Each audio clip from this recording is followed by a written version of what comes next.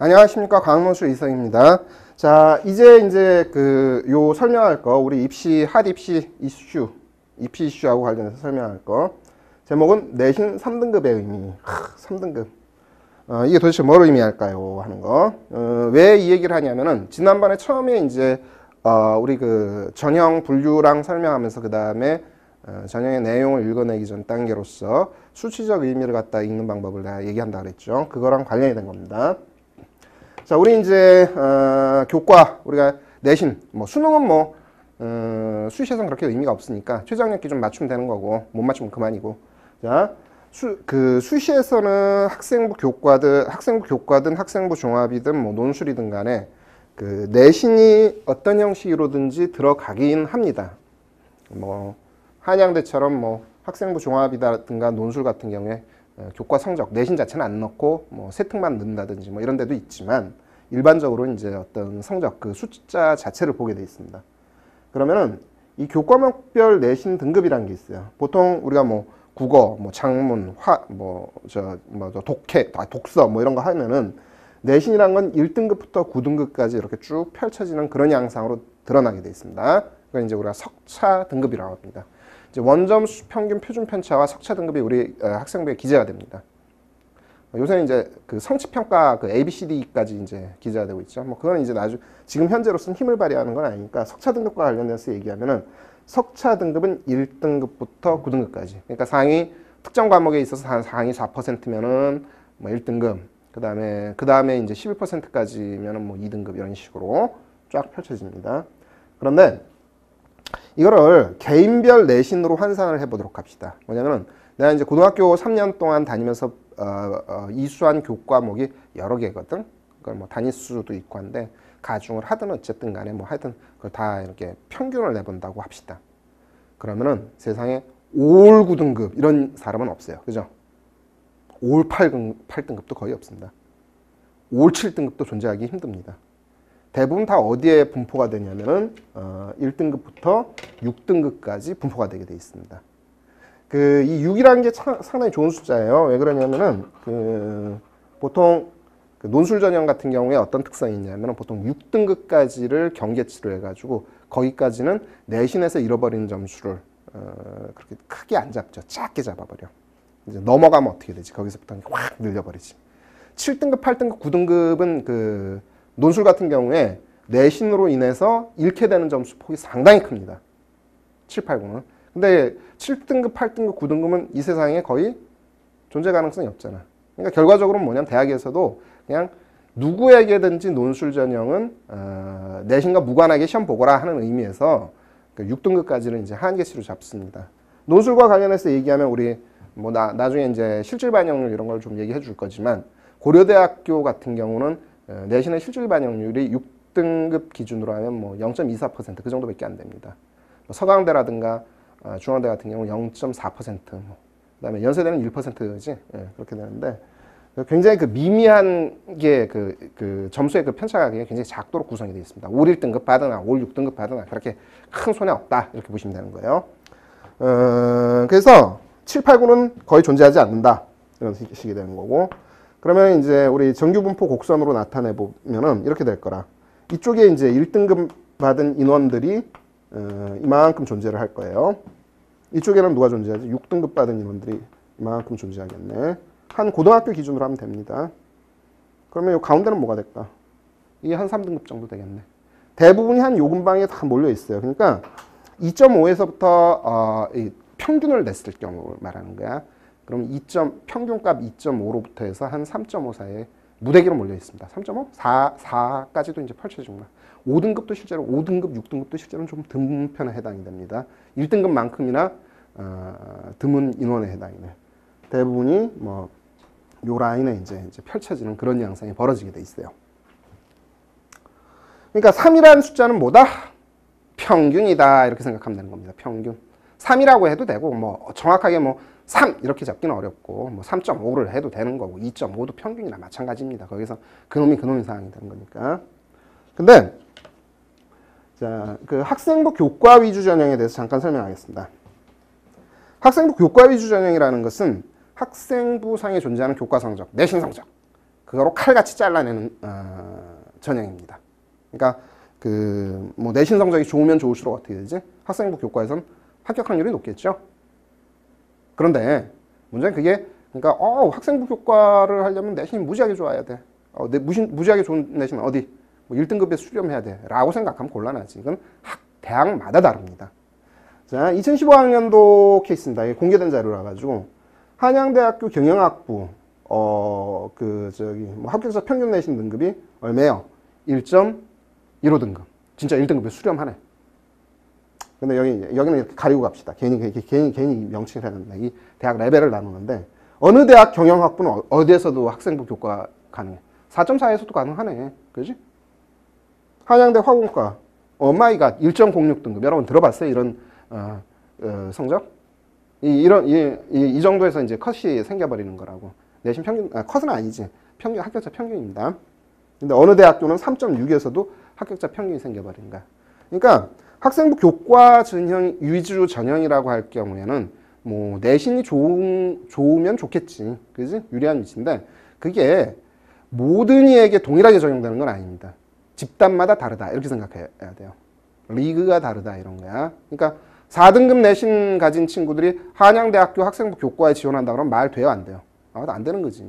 적어도 1등급 육박하는 인원들끼리 가서 한번 전쟁 벌여야 되는 거지. 그지? 그 다음에 이제, 그러나, 뭐 4등급일지라도 그 가볼 만한 대학은 있네. 이 대학 좋은 대학입니다. 국립대학이에요. 아시겠습니까? 응? 근데 이런 거에서도 이제 학생 교과가 되는 거야. 그러니까 그냥 무조건적으로, 이 내신을 올리려고 근데 여러분 문제점이 뭐냐면 요거는 지금 여러분들의 희망사항에 전혀 안 들어가 있습니다. 요까지 들어간 것도 지금 시점에서는 다행이에요. 이것도 한 6월 평가원 봐야 이제 한양대도 대학이다 뭐 이럴 거예요. 그럴 가능성이 높지. 근데 나중에 원서 쓸 때 되면 다 대한민국에 있는 건 다 대학 되게 돼 있습니다. 그죠? 그때 걱정하면 되는 거고. 일단은 학생부 교과라 그랬을 때는 내신 성적 순서대로 변별된다. 이렇게 이해하시면 되는 거고. 그 다음에 또 하나는 리그가 다르다. 집단이 다르다. 이런 거야. 그러니까 무조건 뭐 내신을 따기 위해서 5, 1등급을 받아야 된다 한 건 그 해당할 수 있는 사람만 하시면 되는 거예요. 그거 아닌 이상은 그렇게 에너지 갖다 쏟아 부을 필요 없어요. 학생부 교과. 근데 뭐 내신 3등급 의미를 얘기한다면서 갑자기 희한한 소리를 하고 있네. 논술 봅시다. 2015학년도 연세대학교 일반전형 인문계 합격자 내신 평균입니다. 3.01등급. 연세대인데? 자연계도 한번 볼까? 2.63등급. 가만 있어봐. 내 듣기로 연세대라 그러면 논술로 시험 보려면 거의 1등급 육박자들이 한다 그랬는데 합격자 평균이 이거밖에 안 되네. 3.01은 3에서 0.01 떨어진 거고 2.63은 3에서 저기 0.37 거리에 있는 거네. 뭐 그게 그건데. 건국대학교 논술전형 2015학년도 중어중문학과 3.15등급 수학과 3.13등급. 자, 여기 있는 숫자들의 공통점이 뭘까? 3하고 가까이 있는 숫자들이라는 사실이야. 그 다음에 종합은 조금 이따 설명해야지. 자, 여러분 아까 그런 얘기 했었죠. 자, 논술은 내신이 관여할 수 있다 없다? 없습니다. 자, 논술은 내신이 관여할 수 없고 그러면은 그 다음에 이제 이것까지 더 얘기하면 여러분도 기분이 나빠질 수 있기 때문에 그건 안 하겠지만 아니야, 얘기를 할게요. 논술하고 내신하고 상관관계가 별로 없어요. 자, 그러면은 합격자 그룹의 내신 평균 등급은 보통 어디에서 형성이 될까요? 3에서 형성되겠지, 그지? 근데 그건 똑같은 의미는 뭐죠? 불합격자도 거기에서 형성이 된다는 얘기입니다. 우리가 이제 대학에서 어떤 자료들을 공개를 합니다. 그 전년도 결과들에 대한 어떤 공개를 하면은 거기에 나온 숫자들을 보면서 우리가 아니 내가 이제 뭐 내신이 3.0등급인데 와 연세대도 이제 합격자가 되는구나. 나 합격했네. 라고 하면 곤란하다는 소리야. 뭘 잘해야 된다는 소리야. 논술 잘해야 되는 소리지. 응? 그리고 논술 잘하면 3.01이 아니라 6등급도 가능한 거예요. 논술 못하면 1등급도 떨어진다. 실제로 1등급들 떨어진 케이스 수두룩합니다. 응? 3의 의미가 이런 거라는 사실 이해가 되죠. 건대 근데 쌤 건대는 왜 이거고 연대는 이거예요. 뭐 연대는 이거고 건대는 왜 이거예요? 이런 건 왜 숫자가 연대 쪽이 약간 좋은 숫자가 나오잖아요. 그죠? 건대보다. 이것도 뭐냐면 이런 측면이 있습니다. 연대 쪽은 1, 2등급 지원자가 많았다고 이해를 하면 되겠죠. 건대 쪽은 그 양이 좀 부족했겠구나. 이렇게 생각하면 되는 거지. 그러니까 3이라는 의미는 뭐다?